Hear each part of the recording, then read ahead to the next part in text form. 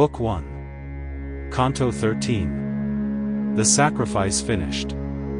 Then ribbons over all were hung, and flowers and scent around them flung. Thus decked they cast a glory forth like the great saints who star the north.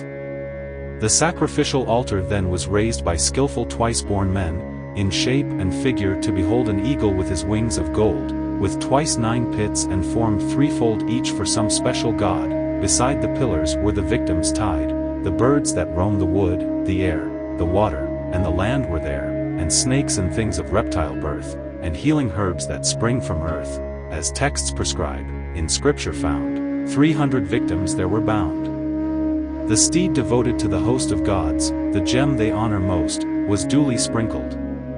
Then the queen Kausalya, with delighted mien, with reverent steps around him paced, and with sweet wreaths the victim graced. Then with 3 swords in order she smote the steed with joy, and slew.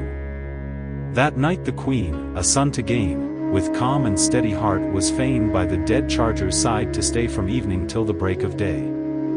Then came 3 priests, their care to lead the other queens to touch the steed, upon Kausalya to attend, their company in aid to lend. As by the horse she still reclined, with happy mien and cheerful mind, with Rishyasring the twice-born came and praised and blessed the royal dame. The priest who well his duty knew, and every sense could well subdue, from out the bony chambers freed and boiled the marrow of the steed. Above the steam the monarch bent, and, as he smelt the fragrant scent, in time and order drove afar all error that his hopes could mar. Then 16 priests together came and cast into the sacred flame the severed members of the horse, made ready all in ordered course. On piles of holy fig tree raised the meaner victims' bodies blazed, the steed, of all the creatures slain, alone required a pile of cane. 3 days, as is by law decreed, lasted that offering of the steed.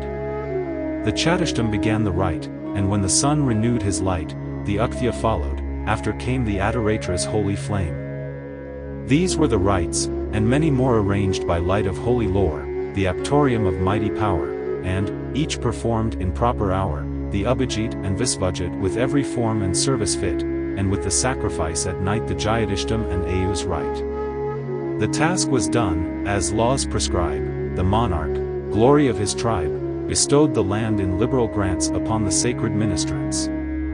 He gave the region of the east, his conquest, to the Hatri priest.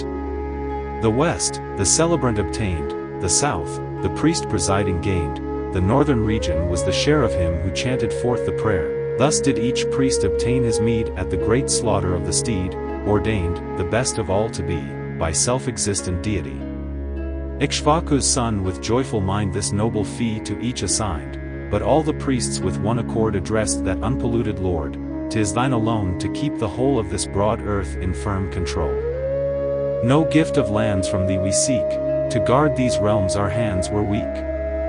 On sacred lore our days are spent, let other gifts our wants content.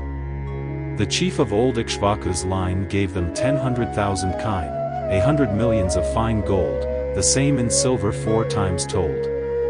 But every priest in presence there with one accord resigned his share. To Saint Vasishtha, high of soul, and Rishyasring they gave the whole. That largest pleased those Brahmins well, who bade the prince his wishes tell. Then Dasaratha, mighty king, made answer thus to Rishyasring, O holy hermit, of thy grace, vouchsafe the increase of my race. He spoke, nor was his prayer denied, the best of Brahmins thus replied, 4 sons, O monarch, shall be thine, upholders of thy royal line.